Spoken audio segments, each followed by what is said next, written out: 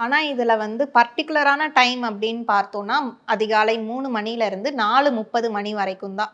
நமக்கு வந்து ஒரு அற்புதமான ஒரு நேரம். நம்மளுடைய வேண்டுதல்கள் பலிதமாகக்கூடிய விஷயங்கள் வந்து பிரம்ம முகூர்த்தத்துல வரக்கூடிய முக்கோடி தேவர்களும் வந்து நமக்கு வந்து நடத்தி குடுப்பாங்க. ஸோ இந்த பிரம்ம முகூர்த்த நேரத்துல வந்து என்ன நடக்கும்னா வந்து, நமக்கு வந்து அந்த முக்கோடி தேவர்களும் சரி, அதிதேவதைகளும் சரி, நம்ம பூலோகத்துக்கு உலா வரக்கூடிய நேரம் தான் அந்த பிரம்ம முகூர்த்தம்.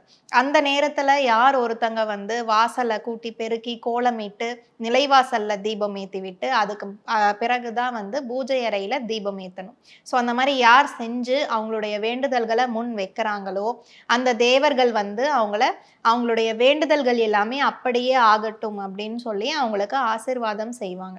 ஸோ அந்த இடத்துல அந்த வார்த்தை அப்படியே ஆகட்டும்னு சொல்லும் பொழுது, நம்ம என்ன வேண்டுறோமோ, அதுபடியே அது நடந்துரும். ஸோ அதனால தான் வந்து பிரம்ம முகூர்த்த நேரத்துக்கு அவ்ளோ ஒரு சிறப்புகள் அப்படிங்கிறது இருக்கு.